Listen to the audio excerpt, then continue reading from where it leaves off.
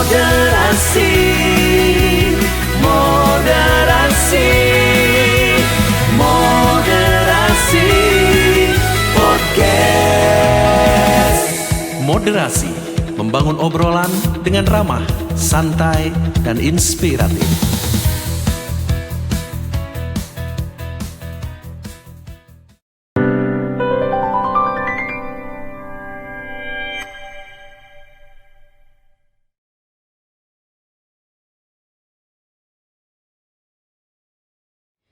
Om Swastiastu, Om Awiganamastu, Namo Sidam, Om Sidirastu, Tatastu, Astu Swaha. Umat sedharma, sahabat religi, dimanapun berada, di hari dan kesempatan yang baik ini, atas karunia ide Sang Yang Widiwasa, Tuhan Yang Maha Esa, semoga kita senantiasa diberikan kesehatan, keselamatan, dan kerahayuan, dan semoga pikiran yang suci selalu menyelimuti kehidupan kita. Baik umat sedharma yang berbahagia, pada kesempatan ini kita akan berbincang, membangun obrolan dengan ramah, santai, inspiratif, di podcast Moderasi Kantor Kementerian Agama Kabupaten Karangasem. Pada kesempatan ini kita akan mengangkat topik, yaitu menguak kembali makna simbolik perayaan Malam Siwalatri. Baik, pada kesempatan hari ini kita akan berbincang dengan narasumber penyuluh Kantor Kementerian Agama Kabupaten Karangasem. Beliau Jero Mangku Iketut Suci MSI. Salam rahayu Bapak Mangku. Punapi gatre niki nggih Pak Mangku. Kita berharap selalu dalam kebaikan dan syukur hari ini juga dalam keadaan baik. Inggih astungkare. Puniki Pak Mangku, terkait niki perayaan Malam Siwalatri. Niki kan sudah dekat niki Pak Mangku, tinggal menghitung hari seperti niki.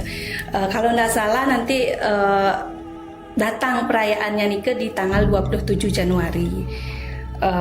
Pada Purwaning tilem sesi kepitu Nah puniki Pak Mangku, agar umat dalam pelaksanaannya tidak salah makna seperti ini. Bagaimana sih makna simbolik dari perayaan Malam Siwalatri tersebut? Terus Pak Mangku bisa dijelaskan. Terima kasih. Berkaitan dengan hari suci kita, yaitu Siwalatri, yang kita melaksanakan setiap 1 tahun sekali berdasarkan kalender Sake. Di situ kita meyakini bahwa anugerah Siwa itu memberikan pengampunan kepada seluruh umat yang meyakininya, terutama umat Hindu. Walaupun umat Hindu kalau dia tidak meyakini tidak akan mengarah pada itu. Jadinya awalnya adalah keyakinan diri untuk melaksanakan hari suci Siwalatri itu. Bagaimana Siwalatri itu kita maknai bahwa kita hadir di sini diselimuti oleh maya, dan kita harus membersihkan semua maya itu sehingga kita bisa mencapai jalan terang, yaitu bertemu dengan Siwa itu sendiri. Jadinya kembali pada keyakinan diri kita untuk berproses mencapai Siwa itu sendiri di hari yang suci Siwalatri itu. Begitu kira-kira kalau kita secara singkat memaknai bagaimana Siwalatri yang kita lakukan, yang kita laksanakan, yang kita yakini sebagai salah satu upaya kita mendekatkan diri, memohon pengampunan, dan di kemudian hari pada saat kita kembali ke alam Siwa, kita diterima seutuhnya oleh Siwa itu sebagai pemilik seluruh alam jagat raya ini. Seperti itu kira-kira Bung Mira kalau berkaitan dengan makna. Oke, berkaitan dengan makna. Sebelum ke makna dulu nih King.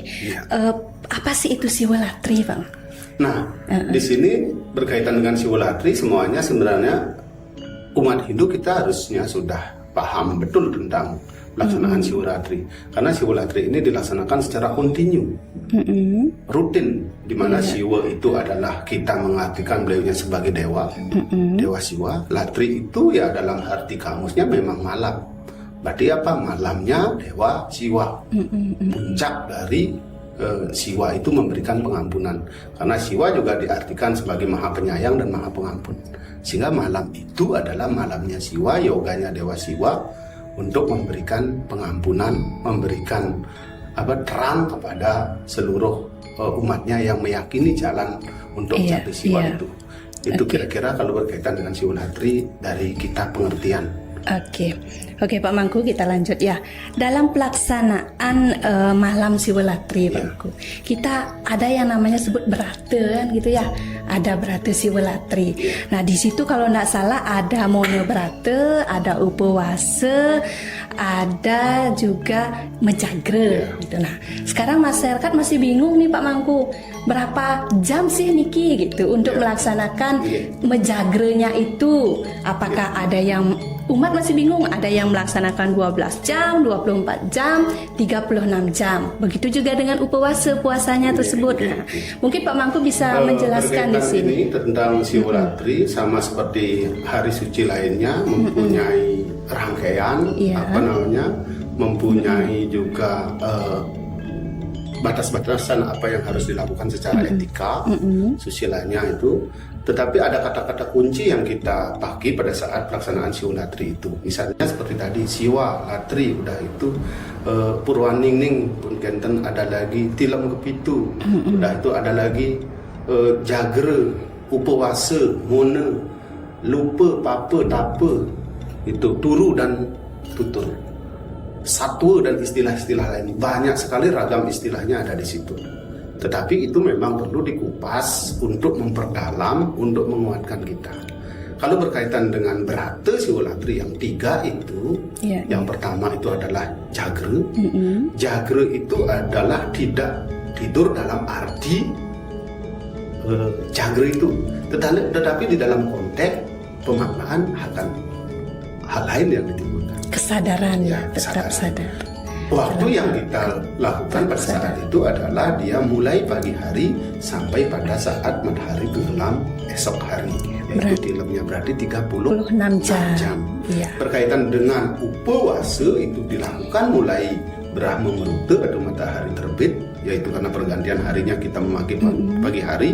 Berarti dari pagi hari itu sampai dengan sore hari. Nah, Mona juga seperti itu, yaitu 24 jam. Adakah yang bisa melakukan itu? Nah, itu tantangan di zaman seperti sekarang. Betul sekali. Apakah kita di Jagre bisa? Karena bagaimana kekuatan alam pada saat Tilem itu luar biasa energinya.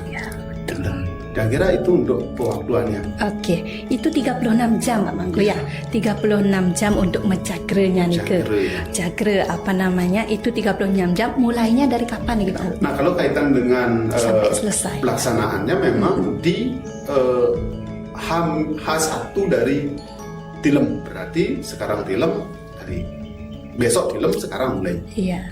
Purwani Tilem ke Pitu. Di situ dicari yaitu pagi hari. Jam 6 pagi. Alangkah baiknya sebelum memulai Siwolatri kita memohon kepada Dokter Guru, Dokter Siwa. Kita mandi dulu, bersihkan diri dan lain sebagainya. Pagi-pagi itu nyatiang diri bahwa akan melakukan pelaksanaan Siwolatri itu. Setelah itu dari jam 6 mulai napak persanja itu kita mulai berproses Jagre sampai jam 6 sore lanjutkan persembahyangan esoknya pagi dan sampai matahari tenggelam. Itu 36 jam, 1 hari lewat lagi setengah. Cukup panjang durasi. Cukup panjang Meskipun cukup panjang, kita berharap nih Pak Mangku, semoga umat Hindu dimanapun berada, kita memotivasi diri kita untuk bisa melaksanakan. Pertanyaannya pasti akan kembali pada diri kan. Pernahkah benar. saya melakukan itu? Ya, saya nggak pernah dikomunikasi dengan itu, tetapi kembali pada diri saya. Itu pernah saya lewati Stengkare. Terkait nih ke Pak Mangku. Nah, berarti banyak sekali keunggulan dari beratu yang kita lakukan di saat pelaksanaan malam Siwalatri tersebut? Ya, memang kaitan dengan keunggulan setiap harinya itu ada baik buruk. Iya. Tetapi hari ini keunggulannya adalah memang diberikan berdasarkan petunjuk sastra bahwa hari itu Siwalatri adalah mempunyai hakikat penyucian diri, kesadaran dan lain sebagainya. Keunggulannya adalah kita diberikan kesempatan oleh Dewa Siwa untuk introspeksi diri, membangun kesadaran diri sehingga ke depan kita menjadi lebih baik, dan dalam proses kembalinya diri kita kepada beliau melalui kesadaran sehingga kita bisa kembali pada alam Siwa itu. Ini luar biasa harinya ini, karena pada saat ini tantangannya luar biasa. Ada zaman hari ini tantangannya adalah teknologi. Betul. Bagaimana godaannya, udah itu tantangan alam.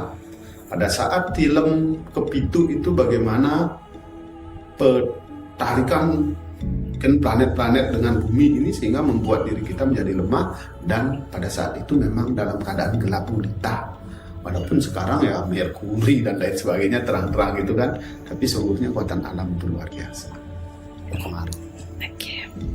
Luar biasa nih, King. Semakin kita, menarik. Kita diskusinya seperti itu. Iya. Baik Pak Mangku, Niki, terkait perayaan malam Siwalatri, kita tidak bisa lepas dari cerita kisah Lubdake, ya. Dimana kisah Lubdake Niki ditulis oleh Empu Danakung. Di situ dijelaskan bagaimana si Lubdake mampu, ya kan, mampu membunuh sifat-sifat kebinatangan yang ada dalam dirinya. Nah, mungkin Pak Mangku bisa menjelaskan di sini apa sih yang bisa kita petik, kita bisa maknai, kita bisa ambil dari kisah spiritualnya Lubdake. Apakah kita di zaman sekarang nih, zaman milenial ini, kita harus menjadi sosok Lubdake? Nah, kita pergi ke itu. hutan. Iya. Ya, kalau seperti sekarang ini, di zaman seperti ini, kalau kita meniru prosesnya Lubdake, sulit. Jelas sulit. Hutan sekarang udah dikuasai. Kalau ada aturannya kita masuk hutan. Kalau kita di situ bisa jadi menyalahi aturan hutan, naik pohon dan lain sebagainya kan seperti itu. Tapi di era sekarang kita mengambil filosofi yang ada pada saat kejadian masa lalu. Cerita Lubdake adalah babon, yaitu sumber utama, dan didukung juga oleh sastra-sastra lainnya. Dalam Lubdake itu sesungguhnya yang dikejar, yang dicari, yang menjadi hakikatnya adalah satu, yaitu keutamaan. Satu di situ. Yang yang jadi kontranya adalah di situ sifat-sifat kebinatangan. Kebinatangan itu apa yang ada dalam dirinya.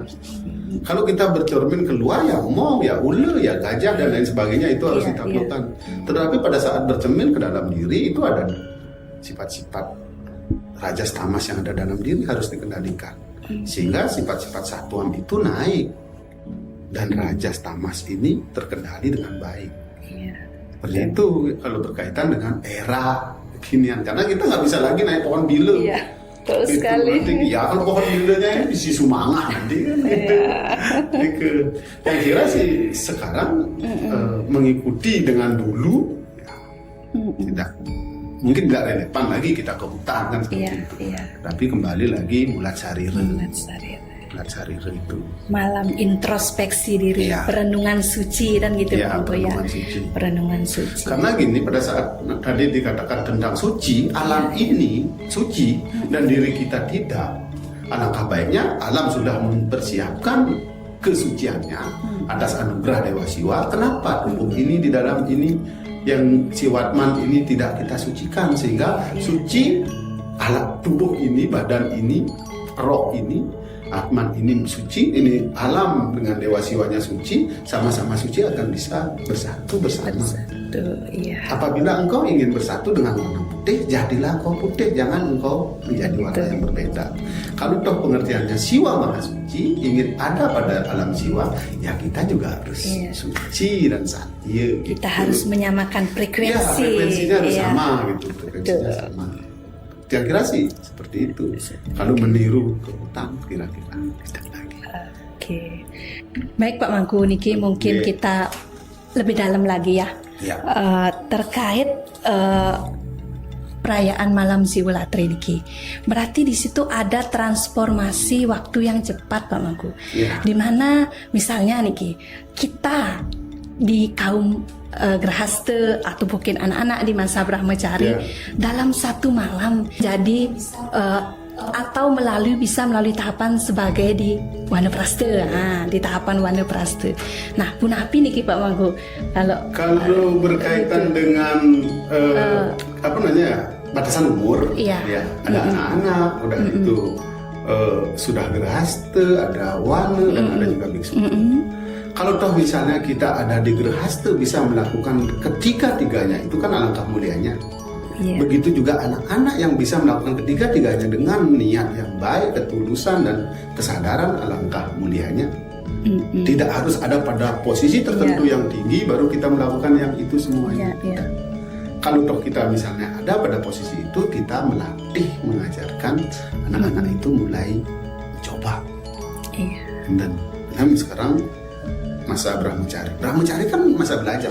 Iya. Kenapa tidak kita belajarkan diri untuk melakukan kewajiban kita yang diberikan petunjuk oleh sastra agama? Kan gitu. Kadang-kadang banyak sekali yang ragu. Hari ini saya bisa melakukan itu toh. Semua terampuni. Belum tentu niatmu aja tidak baik, Ya, kan benar. gitu. Kalau niatnya baik, ya kan gitu. Ketulusannya itu. Karena pada saat Siwolatri kita dituntut untuk tidak lupa. Tidak lupa apa? Terhadap hakikat diri. Yang kedua terhadap apa? Terhadap apa? Kesalahan-kesalahan. Iya, Baik itu benar, disebabkan benar, oleh benar. pikiran yang berencana ataupun yang tidak. Gitu. Sehingga perlu tutur. Berarti kalau kita benar-benar serius, niat kita tulus ya melaksanakan brata di malam Siwolatri tersebut, secara otomatis gitu Pak Mangku, kita sudah bisa mencapai tahapan yang namanya tahap biksuke begitu dalam satu malam nih Pak Mangku. Kita setidaknya merasakan Ludah ke proses. aja yang dari proses kebetulan, Iya, dan kita yang melalui proses niat. niat. Gitu. Iya. Kalau sama-sama posisinya kan bisa sampai. Oke. Gitu. Yang kebetulan saja dengan menjatuhkan daun, Iya. bila ke atas lingga diterima sebagai. Tetapi harus didirgeplute. Iya. Ludake itu apa? Iya. Kan gitu. Ludake dari pemburu binatang Iya. hingga bisa mencapai menjadi pemburu rohani kan Ya, begitu Pak? seperti itu. Iya. Ya. Oke. Nah, tingkatan seperti itu ya kita harus lakukan. Kalau sekarang misalnya bukan di situ, apa sih bisa dilakukan misalnya? Bisa dilakukan jape. Jape itu menjadi apa? Nama Semaranem bisa dilakukan. Misalnya konsentrasi pada Siwa. Bisa menyebutkan Om Nama Siwa di dalam hati. Karena pada saat itu kan mone. Iya. Taruh di dalam bungkahing. Cihu. Ya, siwa hati. Tidak dikeraskan. Taruh di dalam hati berapa kali? Bisa 108. Itu pakai durasi pada saat kita memakai japa. Kalau mengikuti persembahyangan, nah mudah-mudi kita sembahyang keliling ke sini ke situ, itu bahasanya adalah melaksanakan hari suci itu. Ya sembahyang ke sini, makan masih tetap, lagi sebentar bisa meseliak tidur, ngomong tetap, gitu kan? Oke. Itu cuma perayaan seperti itu, bukan melakukan beratnya. Berarti. Nggih. Bukan melakukan berat. Iya. Baik Pak Mangku, luar biasa sekali niki, matur suksema. Untuk tiang sendiri niki sudah mulai tercerahkan niki Pak Mangku dari apa yang Pak Mangku jelaskan barusan. Niki closing statement mungkin Pak Mangku. Ya. Pertanyaan terakhir, oke. Harapan Pak Mangku niki, sekalipun closing statement, bagi harapannya Pak Mangku selaku penyuluh niki. Ya, Selaku penyuluh, di mana visi misi dari penyuluh niki kan mencerahkan Pak Mangku ya. Nggih. Visi misi dari penyuluh mencerahkan, harapannya kepada umat niki bagaimana? Nggih. Kalau berkaitan dengan Siwolatri ini, yang pertama umat Hindu harus meyakini petunjuk sastranya. Iya. Setelah yakin, terapkan di dalam kehidupan, terutama pada saat melaksanakan Siwolatri. Kalau toh tidak bisa melakukan ketiga-tiganya, lakukan salah satu. Jagre. Jagre itu adalah umat kita harus membangun kesadaran diri. Karena Tuhan itu, Ide Sang Hyang Widi, tidak bisa dicapai dengan pikiran dan kegrehite oleh mana. Berarti beliaunya tidak terpikirkan, tidak bisa. Berarti apa yang bisa sampai pada beliau adalah kesadaran pada siwa. Sehingga mari kita bersama laksanakan, walaupun tidak bisa keseluruhan, berarti itu kita laksanakan, bisa jadi di satu. Satu pun itu kembali dalam diri adalah membangun kesadaran diri, memohon ampun kepada Dewa Siwa, dan juga apabila ada kesalahan yang lain kita juga memberikan pemaafan. Jangan kita tiap hari memohon maaf kepada Dewa Siwa tetapi tidak memaafkan orang lain. Nah, kan seperti itu kok runutnya. Nah, mari kita laksanakan secara bersama dengan keyakinan yang penuh, serada yang penuh, tidak lagi meragukan. Begitu banyak dosa yang saya lakukan hanya bisa ditebus oleh satu malam. Engkau penuh berharap. Tetapi kalau dasar keyakinannya kuat, siap, Dewa Siwa memberikan berkat. Apa sih yang tidak mungkin? Apa yang tidak mungkin ya? Ya, karena beliaulah yang maha memberikan segalanya. Saya kira begitu, mari kita bersama-sama melangkah dalam tatanan keberagamaan yang sesungguhnya. Oke. Baik Pak Mangku, tak terasa nih diskusi kali ini sudah panjang lebar, suksema banget nih pencerahannya.